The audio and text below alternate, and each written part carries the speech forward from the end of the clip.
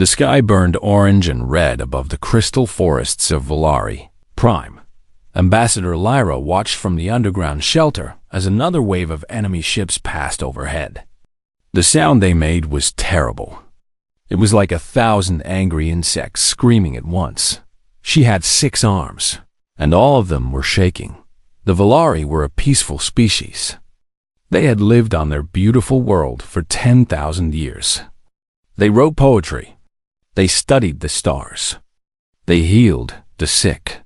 They had never built a weapon. They had never needed one dot until now. The Krath had come 3 days ago.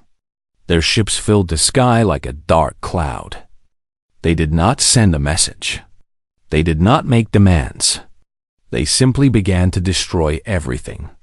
Lyra had learned about the Krath in her studies. They were a hive species. Millions of minds connected to one giant intelligence called the Overmind. They traveled from world to world, taking everything. They ate the plants. They ate the animals. They ate the people. When they left the planet, nothing remained but dead rock. They called it harvesting. Now they were harvesting Valari Prime. Lyra looked around the shelter. Hundreds of her people huddled in the darkness. Children cried softly. Elders prayed to the old gods. Everyone knew the truth. The shelter would not protect them forever. The Krath would find them eventually. They always did. In her hands, Lyra held a small device. It was the emergency beacon. Every species in the Galactic Assembly had one. When you activated it, your signal went out to every civilized world in the galaxy. It was a cry for help that everyone could hear. Lyra had activated it 2 days ago. The responses had broken her heart. The Tyranni sent their regrets. They were too far away. Even at maximum speed, their ships would take 60 cycles to arrive. By then, her world would be dead. The Melek expressed deep sympathy. But they had no military. They could not fight the Krath. The Kith Council held an emergency meeting. They released a statement expressing grave concern about the situation. They called for peaceful dialogue. They did nothing else. Every response was the same. Sorry. Cannot help. Good luck. Lyra wanted to scream. The Galactic Assembly was supposed to protect its members. That was the whole point. But when real danger came, everyone hid behind their words and their distance and their fear. She was about to turn off the beacon when one final message arrived. It came from a species she barely knew. A young race that had only been traveling among the stars for 200 years.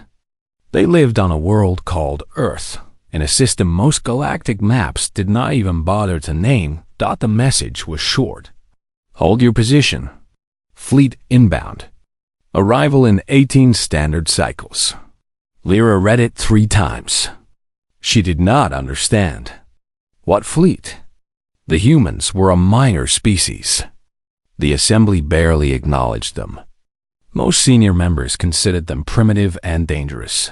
She knew very little about Earth, only that the Assembly had classified it as a Class 12 Deathworld. That meant the planet was considered too hostile for civilized life. The gravity was crushing. The temperature changed wildly. The atmosphere was full of poison. Deadly predators lived in every environment. Diseases killed millions. Natural disasters destroyed entire regions. No sensible species could survive on such a world. Yet the humans had not just survived. They had thrived. They had built cities and nations. They had fought wars against each other for thousands of years. They had split atoms and walked on their moon. And finally, they had reached the stars. The other species in the Assembly did not know what to make of them. The humans were friendly enough. They smiled often. They made jokes. They seemed harmless. But sometimes, Lyra had heard, you could see something else in their eyes. Something old and cold and patient. The look of a predator that had fought its way to the top of the food chain on a world that tried to kill it every single day. Lyra showed the message to Elder Vaughn, the oldest Valari in the shelter. He read it slowly. His large eyes grew even larger. The humans? He whispered. They are coming here? It seems so, but why? We have never done anything for them. We are strangers. Lyra shook her head. She did not have an answer. Elder Vaughn was quiet for a long moment. Then he spoke again, his voice thoughtful. I met a human once, many years ago, at an assembly conference. A female named Han Mira. She was a diplomat. Very polite, very proper. But I remember her telling me something strange. What did she say? I asked her how her species had survived on such a terrible world. She laughed and said it was simple. She said that when times were hard, humans did not run. They did not hide. They stood together and fought, even when they were afraid, even when the odds were impossible.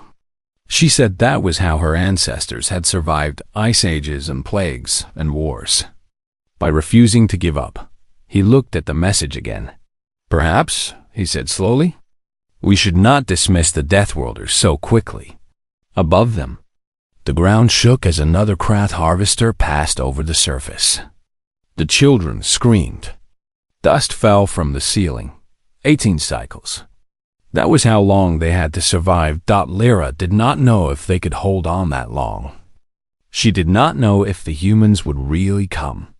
She did not know anything anymore. But for the first time in 3 days, she felt something she had forgotten. Hope. She held the beacon close to her chest and prayed to whatever gods might be listening. Please, she thought, please let the Deathworlders be as strong as the stories say. The stars twisted and bent as 47 ships dropped out of hyperspace. They appeared all at once, in perfect formation, like wolves surrounding their prey. Admiral Kante stood on the bridge of his flagship, the Use Hammer of Dawn. He was a tall man with gray hair and cold eyes. He had served in the Terran United Fleet for 30 years. He had seen many battles. He had lost many friends. But he had never lost a fight. He looked at the planet below. Valari Prime. Even from orbit, he could see the fires burning across the surface. The crystal forests that the Valari loved so much were being destroyed. Great machines crawled across the land, ripping up everything in their path. The Krath were already harvesting. Report, Tay said calmly. Captain Yunhana stood at the tactical display. She was young for her rank, only 35, but she was one of the smartest officers in the fleet. Her fingers moved quickly across the controls. Enemy fleet numbers approximately 300 vessels, she said. They have orbital superiority. Ground forces are conducting harvesting operations across the northern continent. Civilian casualties are significant. 300 ships against 47. Those were bad odds by any standard. Tay felt nothing. Numbers were just numbers. What mattered was the will to fight. Where is the Overmind? He asked. The main bioship is positioned behind the second moon. It appears to be coordinating the operation from there. Smart. The Krath were protecting their leader. Without the Overmind, the hive would fall into chaos. Kill the brain and the body dies. But first, they had to get through 300 enemy ships. Tay turned to his communications officer. Cha Sora, open a channel to the assembly observation station. A moment later, a holographic image appeared. It showed a Terrani diplomat, a tall creature with blue skin and 4 eyes. He looked nervous. Admiral Kyle, the diplomat said, the Galactic Assembly has reviewed the situation. We must advise you to withdraw. The odds are insurmountable. Your fleet will be destroyed. Thank you for your concern, Tay replied. We will proceed anyway. The diplomat blinked all 4 of his eyes. You do not understand. The Krath have never been defeated in direct combat. They have conquered 17 worlds. No species has ever, No species has ever fought them like we will. Take up the channel." He had no more time for politicians. He looked around his bridge. His crew watched him in silence. They were young and old, men and women, from every nation on Earth. They had volunteered for this mission. They knew they might not come back. He opened the fleet-wide channel. His voice would reach every ship, every soldier, every pilot in the task force. "This is Admiral Kang Tae. By now, you have all seen the tactical data. You know the odds. 300 to 47. Some of you might think this is impossible." He paused. "You would be wrong." He began to walk slowly across the bridge as he spoke. "Down on that planet, innocent people are dying. They called for help, and nobody came. The assembly said it was too hard, too dangerous, too far." His voice grew harder. "We are not the assembly. We are humans. We come from a world that tried to kill us every day for 1,000,000 years. We survived ice ages. We survived plagues. We survived each other. We climbed to the top of the food chain, not because we were the strongest or the fastest, but because we never gave up." He stopped and looked directly at the main screen. "The Krath think they are predators. They think they are at the top of the food chain. Today, we teach them the truth. They are not predators. They are prey. And we are the hunters." A sound rose from the crew. It started as a low rumble and grew into a thunderous roar. They stamped their feet. They slammed their fists against the walls. The ancient war cry of Earth echoed through the ship dot in the Marine barracks. Commander Park Day heard the speech and smiled. He was a big man with thick arms and a scar across his face. He had killed Krath before, during a border skirmish 3 years ago. He knew what they looked like when they died. "You heard the Admiral," he said to his soldiers. "Prep for orbital insertion. Full combat load." His Marines cheered. They began checking their weapons and their armor dot in the fighter bay. Commander Beak Gina climbed into her ship. She was small and thin, but her hands were steady and her eyes were sharp. She had flown more combat missions than any pilot in the fleet.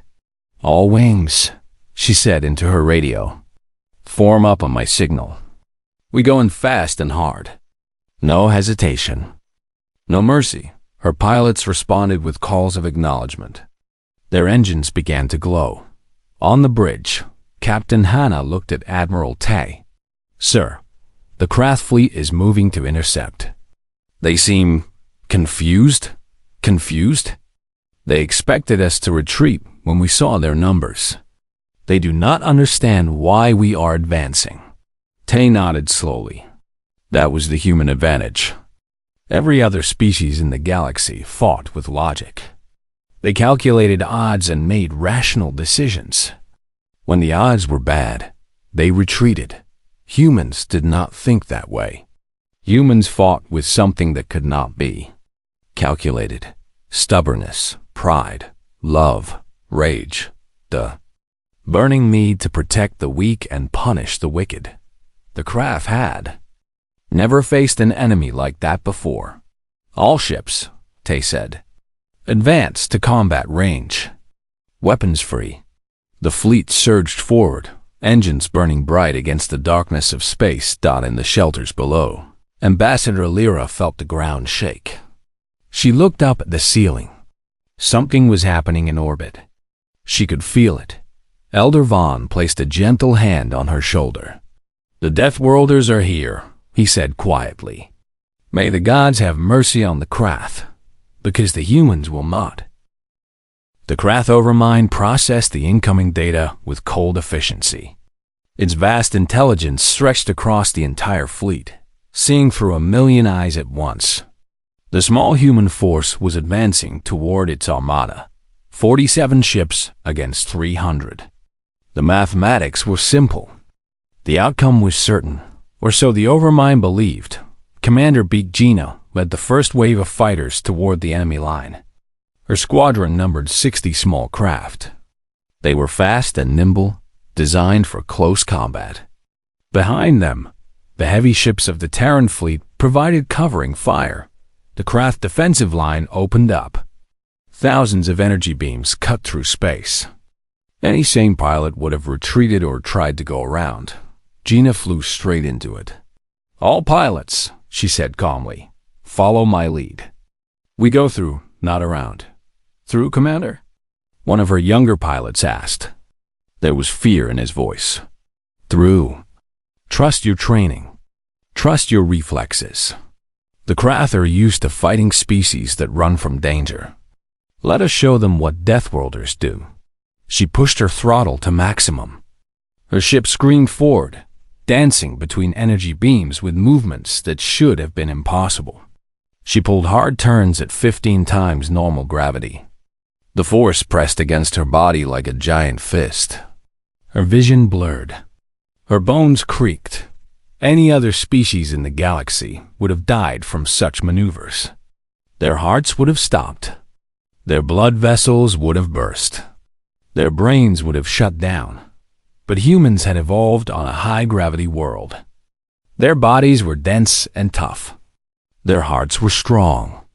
They could survive forces that would kill anyone else. Gina pushed harder. Her squadron followed. Not all of them made it through. She saw 3 ships explode in her peripheral vision. Good pilots. Good friends. Gone in an instant, but the rest broke through the defensive line. They were inside the Krath formation now. Point-blank range. This was where humans fought best. Not at a safe distance, but up close, where the enemy could feel their breath. "Deploy warheads," Gina ordered. "Target their command ships." The nuclear missiles streaked through the chaos. The Krath ships tried to evade, but they were too slow. Too clustered. Explosions bloomed across the formation like flowers of fire. The Overmind felt something it had never felt before. Confusion. How had such small ships penetrated its defenses?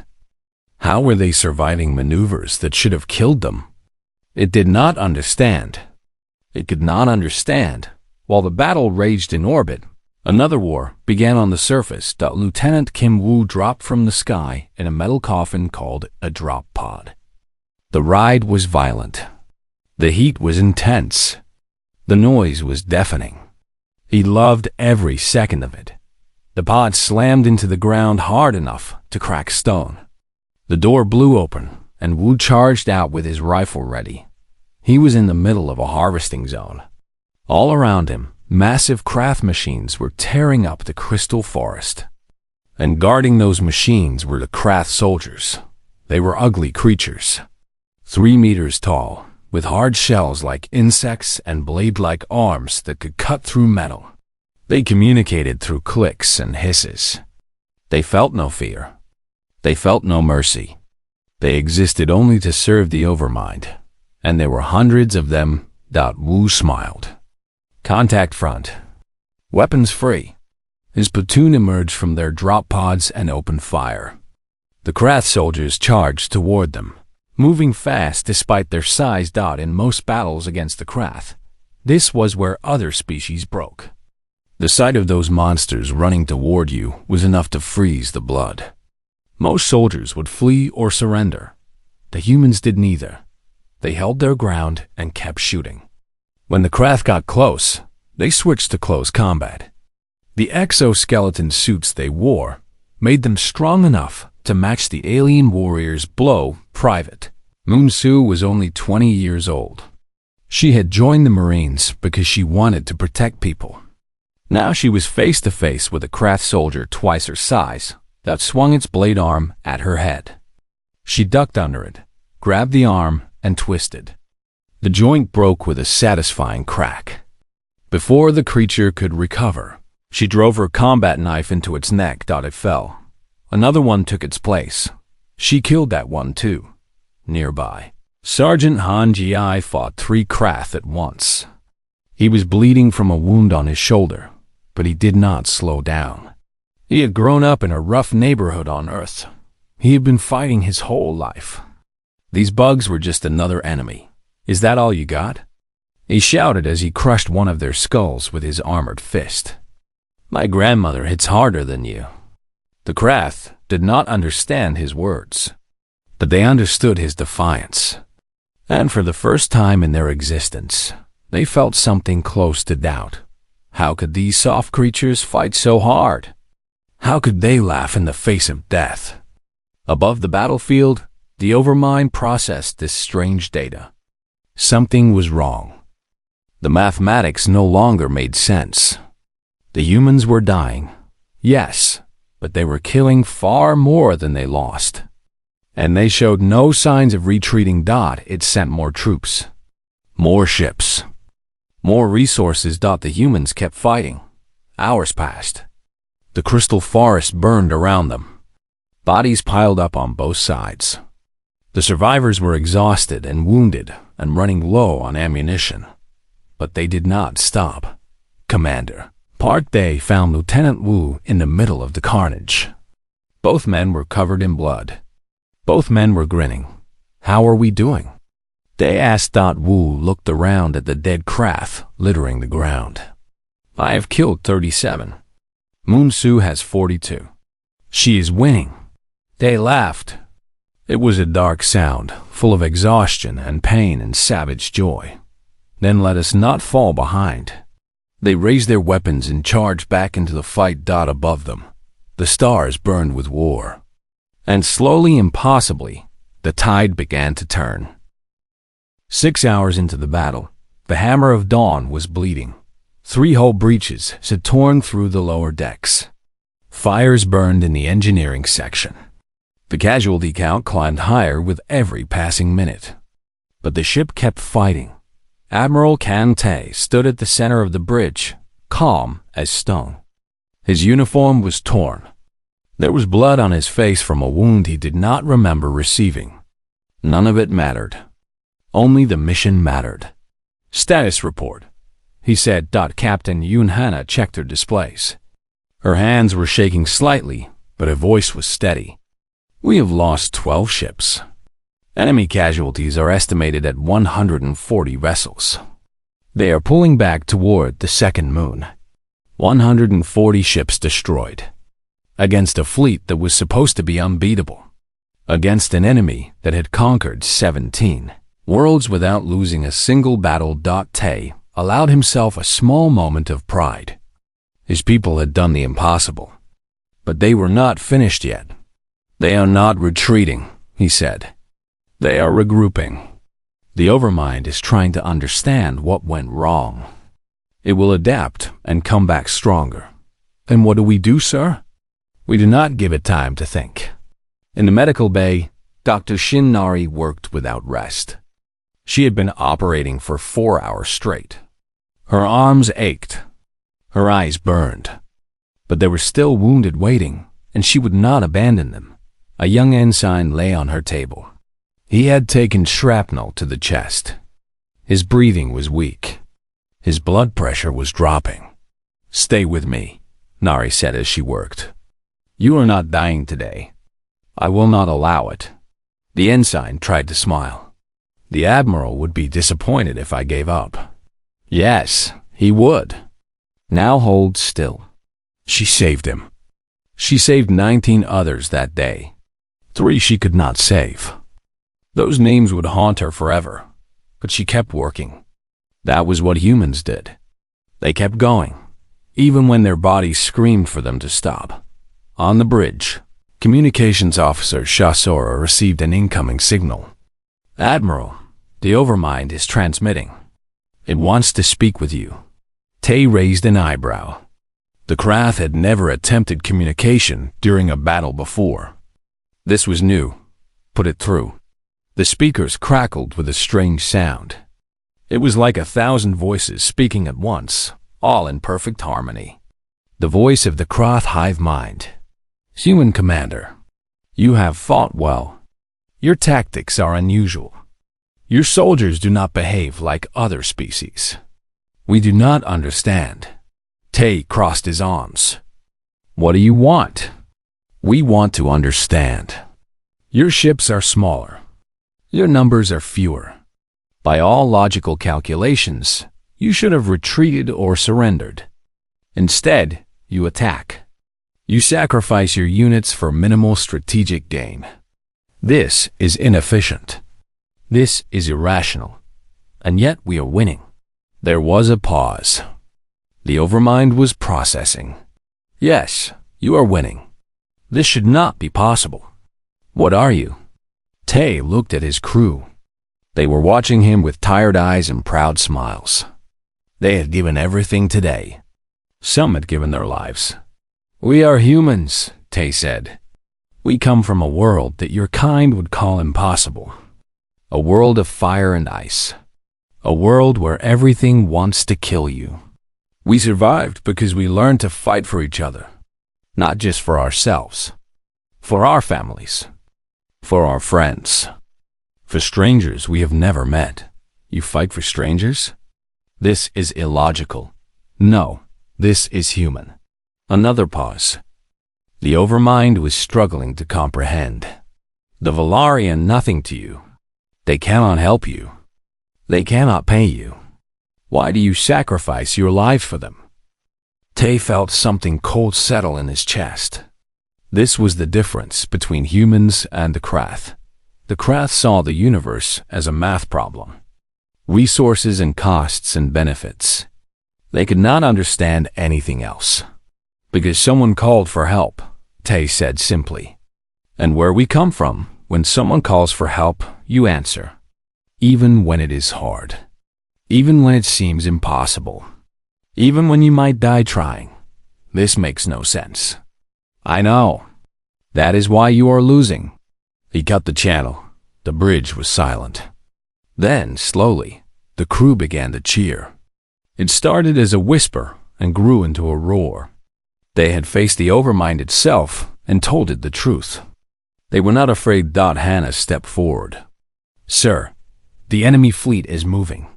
They are consolidating around the Overmind's position. Tay nodded. They are preparing for one final push. All or nothing. Our ships are badly damaged. Ammunition is low. If we engage now, then we engage now. Tay's voice was iron. All ships. This is the Admiral. The Overmind is scared. For the first time in its existence, it does not know what to do. That is our advantage. We hit them now, while they are confused. Target the Overmind. Kill the brain, and the body dies. The fleet acknowledged. Engines flared. Weapons charged. The battered Terran ships turned toward the second moon dot in the shelters below. Ambassador Lyra felt the ground shake again. But this time, it felt different. The Krath harvesters had stopped moving. The bombardment had paused. Something was happening. She dared to hope. Above her, the final battle began. The Terran fleet charged into the heart of the enemy armada. Ships exploded on both sides. Missiles and beams crossed in deadly patterns. The Overmind threw everything it had at the humans. The humans did not stop. The Hammer of Dawn took hit after hit. Sections of the ship went dark. Crew members died at their stations. But the ship kept flying. The Admiral kept giving orders. Target lock on the Overmind. Hana reported. Fire everything we have. The flagship unleashed its full arsenal. Nuclear warheads. Energy beams. Kinetic rounds. Every weapon it carried screamed toward the massive bioship at the center of the Krath fleet. The Overmind tried to evade. But it was too large. Too slow. The first warhead hit. Then another. Then a dozen more. The Overmind screamed. A psychic wail that echoed across the battlefield. Every Krath ship felt it. Every Krath soldier felt it. And then it was silent. The brain was dead. The body followed. The silence was the strangest part. For 17 hours, the sky had been filled with fire and thunder. The ground had shaken without stopping. The Valari had huddled in their shelters, listening to the sounds of war above them, praying for survival. Now there was nothing. Just silence. Ambassador Lyra climbed out of the shelter first. Her 6 legs trembled as she stepped onto the surface. The crystal forest around her was broken and burned. Smoke drifted across the landscape. Bodies lay everywhere, both Krath and human, but the harvesting machines had stopped. The enemy ships were gone from the sky. It was over. Slowly, other Velari emerged from hiding. They looked around with wide, disbelieving eyes. Some fell to their knees and wept. Others simply stood in shock, unable to process what had happened. They had survived. Against all odds, against all logic, they had survived. Human soldiers were still moving across the battlefield. They collected their dead. They tended to their wounded. They secured the remains of the Krath forces. Even in victory, they did not rest. Lyra approached a group of Marines who were setting up a medical station. One of them noticed her and raised a hand in greeting. His armor was cracked and scorched.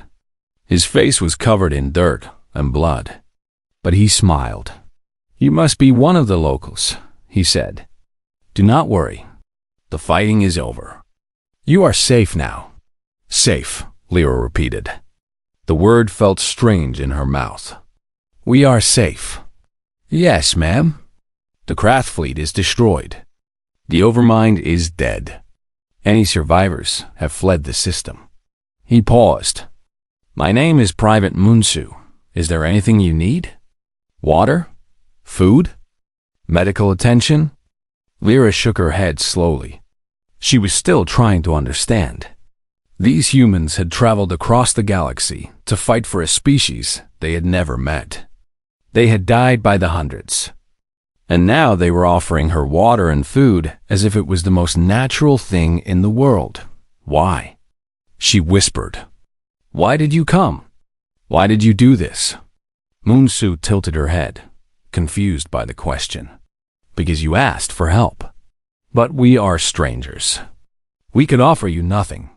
That does not matter. Someone was in trouble. We came to help. That is what we do." She said it so simply, as if there was no other way to think, as if helping strangers was as natural as breathing. Lyra felt tears forming in her eyes. She had studied many species during her career as a diplomat. She had thought she understood the galaxy, but she had never encountered anything like this. A shuttle landed nearby, kicking up dust and debris. The side door opened, and Admiral Kante stepped out. He looked exhausted. His uniform was ruined. There was a bandage on his arm and a bruise on his face, but his back was straight, and his eyes were clear. He walked toward Lyra with slow, measured steps. When he reached her, he bowed slightly in the human gesture of respect. "Ambassador, I am Admiral Kante of the Terran United Fleet. I apologize for the delay in our arrival. I hope we were not too late." Lyra laughed. It was a weak, shaky sound. "Too late. Admiral, you saved us. You saved our entire world. How can I ever thank you? There is no need for thanks. We did what was right." He looked around at the devastation. The burned forests. The shattered cities. The countless dead. His expression was heavy with sadness. "I am sorry we could not save everyone," he said quietly. "I am sorry for those we lost. You lost your own people fighting for us. Yes, many good men and women. They knew the risks. They came anyway." He paused. "That is what it means to be human. We protect those who cannot protect themselves, even when it costs us everything." Lyra studied his face. She thought about what the Galactic Assembly had said about humans: dangerous, primitive, violent, Deathworlders from a hostile world. They had been right about the danger, wrong about everything else. "Admiral," she said carefully, "the Assembly classified your planet as a death world. They said your species was too violent, too aggressive, too unpredictable." Tay smiled. It was a tired, gentle expression that softened his hard features. "They are not wrong. We are all of those things. Our world made us that way. But we are also something else. What is that? Loyal. When we decide someone is worth protecting, we will go to any length to keep them safe. The Krath learned that today. Any other enemy who threatens the innocent will learn it too. He offered his hand in the human greeting. Lyra had read about this custom. It was called a handshake, a symbol of trust and friendship. She took his hand with two of hers. His grip was warm and firm. The assembly will hear about this, she said. They will learn what you did here. I do not care what the assembly thinks. We did not come for recognition or reward. We came because it was right. Around them, the two species mingled. Human soldiers shared their rations with hungry Volari refugees. Medics treated alien wounds with the same care they showed their own.